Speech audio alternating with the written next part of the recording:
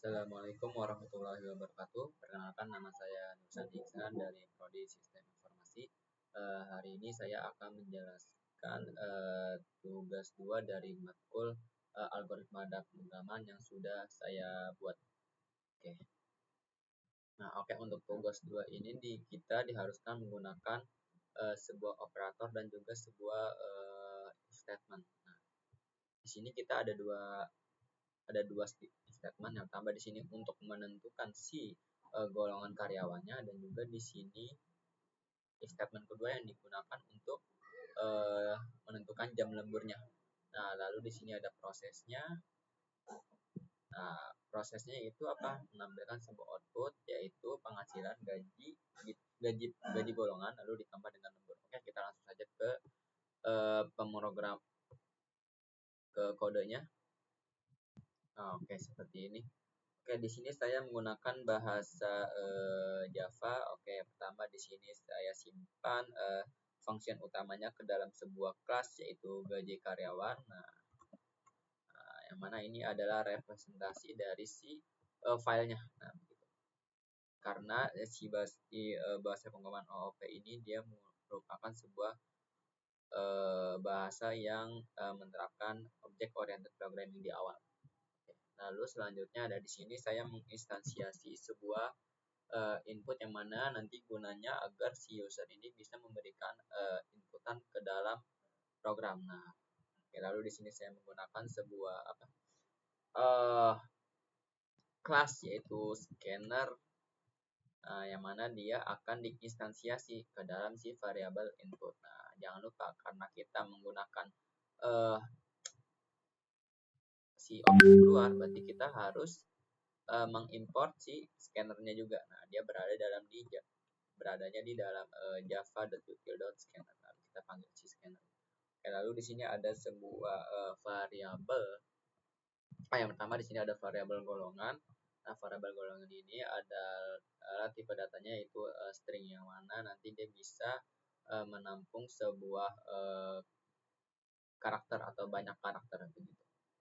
Nah, lalu di sini variabel yang kedua itu adalah jam lembur. Nah, dia tipe datanya adalah integer, yang mana ini gunanya untuk menampung jam lembur. Nah, jam lembur ini dia pasti berupa angka. Nah, lalu di sini ada gaji pokok, persen lembur, gaji lembur, dan juga total gaji, yang mana semuanya ini adalah tipe datanya adalah double. Nah, tipe data double itu adalah dia sama seperti float, akan tetapi dia memiliki digit yang lebih banyak dari si float atau panjangnya lah. Oke, lalu yang pertama di sini ada.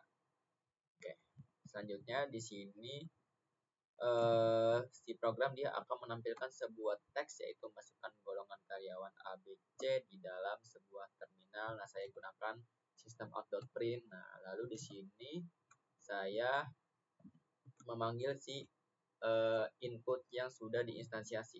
Nah, input.nextLine. Nah, kita ambil input dari terminal yang akan dikirimkan oleh si user, lalu dia akan ditampung ke dalam si golongan, yang mana golongan ini adalah sebuah variabel dengan tipe data string begitu. Nah, lalu di sini dia akan menampilkan teks. Selanjutnya dia akan menampilkan teks, yaitu masukkan jam lembur di dalam terminal. Lalu di sini saya tambahkan sebuah input. Nah, kenapa di sini beda? Nah, di sini next line, di sini next in. Nah, karena untuk next line ini dia khusus untuk si tipe data string. Jadi dia hanya mampu untuk menampung si tipe data string. Contohnya golongan. Nah, kenapa dia di sini next in? Karena dia khusus untuk menampung angka begitu, atau yang tipe datanya integer atau bilangan bulat. Nah, lalu dia akan ditampung ke dalam si variabel yang namanya jam lembur. Oke, kita lihat di sini jam lemburnya adalah integer. Gitu. Nah, oke, kita lanjut langsung masuk ke dalam pengkondisiannya. Nah, di sini, golongan yang tadi dia disimpan ke dalam tadi ketika user memasukkan golongan, dia akan disimpan ke dalam variabel golongan kan, yang mana dia adalah string kan. Nah, lalu di sini dia akan dicek nih pengkondisiannya. Jika golongannya, nah di sini saya menggunakan metode string, yaitu equals ignore case, yang mana ini fungsinya agar ketika si user ketika golongannya ini dia stringnya itu mau huruf besar mau huruf kecil, dia akan diperlakukan sama. Nah, dia akan memberikan sebuah boolean nih. Kalau kita cek sini equal otomatis dia akan memberikan sebuah boolean. Tuh lihat boolean java.length. Oke, balik lagi. Jika golongannya A, nah, dia akan meng-assign nih yang mana tadi gaji pokoknya adalah 0, dia menjadi 5 juta. Begitu. Lalu else if, nah, jika misalkan golongannya dia B, nah, dia gaji pokoknya 6.500.000. Nah, terus jika golongannya equal sama dengan C, nah, dia gaji pokoknya adalah 9.500.000. Nah, lalu di sini saya memasukkan sebuah else atau pengondisian lain nih. Nah, maksudnya apa? Jika misalkan si usernya ini dia tidak menginputkan A atau B atau C, misalkan D, nah dia akan melakukan ini nih. Dia akan return atau menampilkan teks yaitu golongan tidak valid. Nah, lalu kita close si inputnya agar dia tidak buffer reading. Nah, lalu di sini ada pengkondisi kedua nih, yaitu presentasi lembur. Nah, yang ini. Nah, jika karya lembur 1, karya lembur 2, 3, dan seterusnya. Nah, oke. Pertama nih, jika jam lemburnya sama dengan 1. Nah, di sini kenapa saya tidak menggunakan metode seperti yang di atas? Nah, karena golongan ini adalah string. Nah, karena string itu dia punya metode sendiri sama seperti array ataupun list. Nah, karena kan dia integer nih. Sebenarnya integer juga ada sih beberapa metode, tapi nggak relevan untuk digunakan di dalam condition ini. Nah, oke, kita lanjut. Nah, di sini saya menggunakan operator sama dengannya 2 kali. Oke, di sini perhatikan sama dengannya dia harus 2 kali. Kalau misalkan kita memasukkan sama dengannya 1 kali, itu sama saja kita mengassign, yaitu jam lemburnya jadi 1. Nah, kalau misalkan sama dengannya 2 kali, berarti kita membandingkan. Nah, jika jam lemburnya 1, nah gitu, maka persen lemburnya dia akan diubah. Yang tadinya adalah berapa tuh persen lembur? Persen lemburnya 0 ya. Oke, yang tadinya 0 dia akan diubah menjadi 0,30 alias 30% begitu. Nah, lalu di sini jika jam lemburnya sama dengan 2, nah dia akan diubah juga nih. Yang tadinya persen lemburnya adalah 0 menjadi 0,32. Di sign balik lah. Nah, ditimpa hasilnya. Nah, lalu di sini ketika jam lemburnya sama dengan 3, maka dia persen lemburnya akan ditimpa menjadi 0,34 atau 34%. Nah, lalu di sini jika jam lemburnya sama dengan 4, nah, dia persen lemburnya dia akan ditimpa menjadi 0,36 atau 36%. Nah, lalu di sini jika jangan di sini menarik. Di sini saya menggunakan operator lebih dari sama dengan. Nah, artinya apa? Jika jam lemburnya lebih dari atau sama dengan 5, nah maksudnya intervalnya dari 5 sampai seterusnya 5, 6, 7, 8, 9. Nah, berarti dia true di else if yang satu ini. Nah, persen lemburnya dia akan ditimpa menjadi 0,38 atau 38%. Nah, lalu sini ada else, yaitu jika misalkan persen lemburnya ini dia tidak sesuai dari yang kelima ini, misalkan dia menginputkan sebuah huruf bukan angka 1, 2, 3, 4, 5 dan seterusnya, dia akan mengassign yaitu persen lemburnya sama dengan 0. Nah, setelah melewati statement, nah di sini ada proses penghitungannya atau kalkulasinya, yaitu apa di sini? Nah, di sini gaji pokok. Nah, gaji pokok dia tipe datanya double, dia akan dikali dengan persen lembur. Nah, persen lembur juga double juga. Nah, dia akan dikali. Lalu hasilnya nanti dia akan dimasukkan ke dalam variabel namanya gaji lembur. Gaji lemburnya juga double begitu. Nah, lalu di sini kita menghitung total penghasilan. Nah, total penghasilan ini didapat dari apa?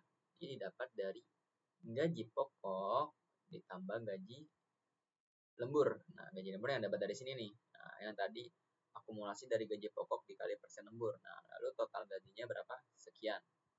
Nah, lalu dia akan ditampung ke dalam variabel namanya total gaji. Nah, lalu di sini ada outputnya. Nah, ya seperti biasa di sini dia akan menampilkan sebuah semacam header yaitu hasil perhitungan. Nah, lalu di situ ada golongan karyawan, Nah, lalu dia akan memasukkan sebuah variabel namanya golongan. Nah, di sini saya menggunakan metode string, yaitu apa? To uppercase. Nah, to uppercase ini fungsinya agar misalkan nih si golongan ini dia hasil dia menyimpan sebuah string, misalkan hurufnya huruf A kecil. Nah, ketika kita menggunakan to uppercase nanti A-nya dia jadi A besar, kayak begitu. Simpelnya gitu sih, lihat itu letter E with the above. Nah, ya. Dia akan menjadi latihan kapital. Nah, ya. Nah, lalu di sini gaji pokok. Nah, di sini dia akan menambahkan gaji pokok RP, lalu dia akan memanggil variabel gaji pokok. Nah, lalu di sini jam lembur, dia akan memanggil variabel jam lembur. Di sini gaji lembur, dia akan memanggil variabel gaji lembur. Lalu total penghasilan, dia akan memanggil variabel total gaji. Nah, yang dapat dari sini nih. Oke. Sekarang kita coba saja. Nah, tadi agak sempat error ketika saya coba. Kita clear dulu. Oke, coba kita run. Nah, oke. Lihat, dia hampir sama nih. Masukkan golongan karyawan. Nah, lihat dia sama. Masukkan golongan karyawan A, B, C. Misalkan kita golongan karyawannya A. Nah, berarti dia gaji pokoknya dia harusnya 5 juta. Coba. Lalu di sini masukkan jam lembur nih. Tuh, masukkan jam lembur. Nah, di sini kita harus masukkan si jam lemburnya. Jam lemburnya 1 2 3 4 5 dan seterusnya tuh. Nah, di sini misalkan nih kita input, misalkan jam lemburnya 1 aja deh. Nah, nanti saat angka 1 ini dia akan ditampung dalam variabel yaitu jam lembur, yang mana dia tipe datanya adalah integer gitu. Oke. Lalu akan melakukan eksekusi yang di bawahnya yaitu lalu dia muncul hasilnya. Nah, di sini adalah hasil perhitungannya. Nah, lihat gaji karya golongan karyawan A, lihat dia diubah nih menjadi huruf besar tuh A-nya begitu. Meskipun saya di sini huruf besar juga ya. Nanti kita coba pakai huruf kecil. Nah, lalu gaji pokok RP 5 juta. Nah, dia dapatnya dari mana tadi ketika kita memilih golongan A. Nah, lalu jam lembur dia didapatnya dari inputan kita yang ini.